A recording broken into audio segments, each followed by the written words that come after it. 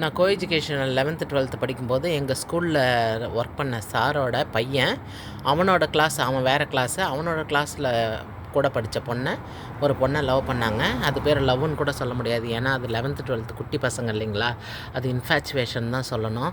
ஆனால் அவன் வந்து லவ்வுன்னு சொல்லி சுற்றிக்கிட்டு இருந்தான். அந்த பொண்ணை வந்து டெய்லியும் கிளாஸ்லேருந்து செக்ஷன் பிரித்து வச்சுருப்பாங்க இல்லைங்களா, இந்த பக்கம் பாய்ஸு இந்த பக்கம் கேர்ள்ஸுன்னு.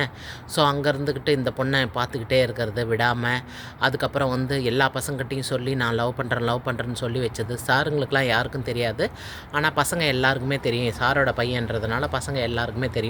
அந்த பொண்ணு சைக்கிளில் ஸ்கூலுக்கு வரும். ஸோ வரும்போது போகும்போது சினிமா பாட்டெல்லாம் பாடுறது, லவ் சாங்ஸாக பாடுறது, அந்த பொண்ணை முறைச்சி பார்க்குறது, இப்படியே இருந்ததுனால அந்த பொண்ணுக்கும் தெரிய வந்து, ஆனால் அந்த பொண்ணு கண்டுக்காமே இருந்தது. எனக்கு ரொம்ப இப்போ நினச்சா கூட ஆச்சரியமாக இருக்குது. ரொம்ப மெச்சூர்டாக அந்த பொண்ணு பிஹேவ் பண்ணுச்சு. அப்போ கூட அவனை கண்டுக்காமையே போகிறது, கண்டுக்காமையே வர்றது, கம்முன்னு அது வேலையை அது பார்த்துது. அவனை கொஞ்ச நாள் கழித்து அவன் வந்து அவனோட ஃப்ரெண்ட்ஸுங்களை வச்சு தன்னோட லவ்வை அதுக்கிட்ட சொன்னப்போ கூட அது ரொம்ப மெச்சூர்டாக வந்து, இல்லை இது எங்கள் வீட்டுக்கு ஒத்து வராது, நான் அந்த மாதிரி நினைக்கவே இல்லை, அவன் பேரை கூட சரியாக நான் என்னன்னு எனக்கு தெரியாத அளவுக்கு நான் கண்டுக்கிறது கிடையாது, எனக்கு வந்து அதுக்கு எனக்கு சம்மந்தம் கிடையாது, அது அவனோட பிரச்சனை, நான் அவனை லவ் பண்ணல, எங்கள் வீட்டில் வந்து எங்கள் அப்பா அம்மா பெரிய படிப்பு படித்து நான் பெரிய ஜாபுக்கு போகணுன்னு கனவு கண்டுட்ருக்காங்க, அதுதான் என்னோட மோட்டிவேஷனும், அதனால் நான் இதில் எனக்கு தலையிட மாட்டேன் அப்படின்னு சொல்லிட்டு, எனக்கு அதுக்கு சம்மந்தம் இல்லை, அந்த மாதிரி செய்ய வேண்டாம்னு சொல்லிவிடுங்க அப்படின்னு சொல்லிட்டு அந்த பொண்ணு ஸ்ட்ரிக்டாக சொல்லிடுச்சு. நாங்களாம் அதை கேள்விப்பட்டோம். அவங்க கிளாஸ்மேட்ஸ்லாம் வந்து எங்ககிட்டலாம் சொல்லுவாங்க, நாங்களாம் அதை கேள்விப்பட்டோம். ஸோ அப்போ வந்து அந்த பொண்ணு நல்ல பொண்ணு, எங்கள் எல்லாருக்கிட்டையுமே பேசும் பழகும், நல்ல பொண்ணு அந்த பொண்ணு. அதுக்கப்புறம் வந்து அந்த பையன் சாரோட பையன்றதுனால நாங்கள் யாருமே வந்து அவங்ககிட்ட போய் ஸ்ட்ரிக்டாக எதுவுமே சொல்ல முடியாது இல்லைங்களா, அதனால் நாங்கள் மட்டும் கம்முன்னு அவங்கவுங்க வேலையை அவங்கவுங்க படிச்சுக்கிட்டே இருந்தாங்க, அவங்கவுங்க வேலையை பார்த்தாங்க. அதுமாதிரி 11th 12th முடிச்சிட்டோம். முடிச்சதுக்கப்புறம் காலேஜ் நாங்கள் எல்லோரும் ஃப்ரெண்ட்ஸ் எல்லோரும் டீமாக போய் ஒரே காலேஜில் சேர்ந்தோம்.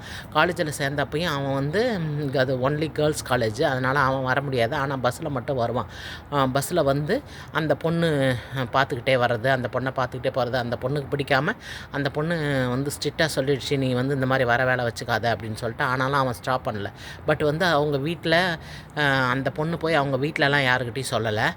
ஸோ இதுவே தான் ஹேண்டில் பண்ணுச்சு. அதுக்கப்புறம் வந்து அவங்ககிட்ட எவ்வளோ சொல்லி பார்த்தா அவன் பஸ் ஸ்டாப்பில் நிற்கிறது, இந்த மாதிரி கூட வர்றது போகிறது, இதே மாதிரியே இருந்து 3 வருஷம் காலேஜே முடிச்சிருச்சு. அதுக்கப்புறம் அவன் என்னாச்சுன்னு தெரில, ஏதோ நல்ல பையன் போல இருக்குது, சாரோட பையன்றதுனால ஏதோ நல்ல பையன் போல இருக்குது, அவன் வர்றதே விட்டுட்டான். அதுக்கப்புறம் இவங்க வீட்டில் காலேஜ் முடித்த உடனே என்ன பண்ணாங்க, இதுக்கு என்கேஜ்மெண்ட் ஃபிக்ஸ் பண்ணாங்க. மாப்பிள்ளை பார்த்து என்கேஜ்மெண்ட்லாம் முடித்த பிறகு என்கேஜ்மெண்ட் முடித்த பிறகு மாப்பிள்ளை வந்து ஆக்சிடெண்ட்டில் செத்துட்டாருங்க. ரோட்டில் அந்த மாதிரி பைக்கில் போயிட்டுருக்கும்போது ஆக்சிடெண்ட்டில் செத்துட்டார். அதை கேள்விப்பட்டு எங்களுக்குலாம் ரொம்ப கஷ்டமாக போச்சு. அப்போ வந்து நாங்கள் மாஸ்டர் டிகிரி படிச்சுட்ருக்குறோம். காலேஜ் முடிச்சுட்டு அடுத்தது மாஸ்டர் டிகிரி படிச்சுட்ருக்குறோம்.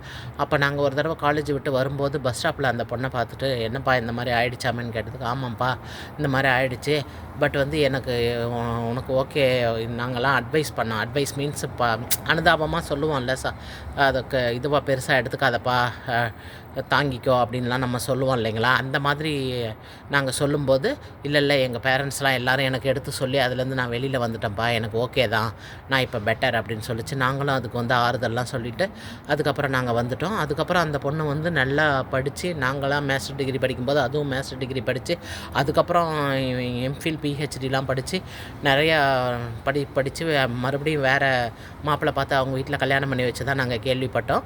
நாங்களும் அதுக்குள்ளே மாஸ்டர் டிகிரிலாம் முடிச்சுட்டு கல்யாணம் பண்ணின்னு வந்தாச்சு. வேறு ஒரு உண்மை ஸ்டோரியோடு உங்களை மீட் பண்ணுறேன். தேங்க்யூ.